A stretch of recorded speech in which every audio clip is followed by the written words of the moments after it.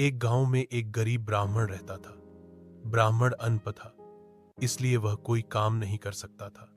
एक दिन ब्राह्मण की पत्नी ने उसे राजा के पास अपनी समस्या लेकर जाने की सलाह दी। ब्राह्मण ने राजा के पास जाकर उसे आशीर्वाद दिया। राजा ने ब्राह्मण से खुश होकर एक पर्ची दी और उस पर्ची को खजांची के पास ले जाकर अपना इनाम लेने को कहा। ब्राह्मण बहुत खुश हुआ। वह अक्सर राजा के पास आने लगा। एक दिन राजा के नौकर ने ब्राह्मण से बख्शीश मांगी। ब्राह्मण कोई जवाब दिए बिना वहां से चला गया। नौकर ने ब्राह्मण को सबक सिखाने की ठानी। अगले दिन नौकर ने ब्राह्मण से कहा कि राजा तुमसे नाराज है क्योंकि उन्हें तुम्हारे मुंह से दुर्गंध आती है।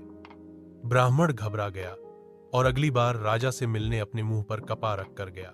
शाम को नौकर ने राजा से कहा कि आज ब्राह्मण मुंह पर कप्पा इसलिए रख कर आया था क्योंकि वह कह रहा था कि उसे आपके कान से दुर्गंध आती है।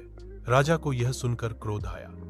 अगले दिन जब ब्राह्मण महल से वापस लौट रहा था, तब नौकर ने फिर उससे बख्शीश मांगी। ब्राह्मण को जो पर्ची राजा से मिली थी, वही उसने नौकर को दे दी। नौकर उसी खजांची के पास पहुंचा। खजांची ने नौकर को बैठने को कहा। कुछ देर में एक नाई आया और नौकर के नाक कान काट के ले गया। नौकर गुस्से में राजा से शिकायत करने गया।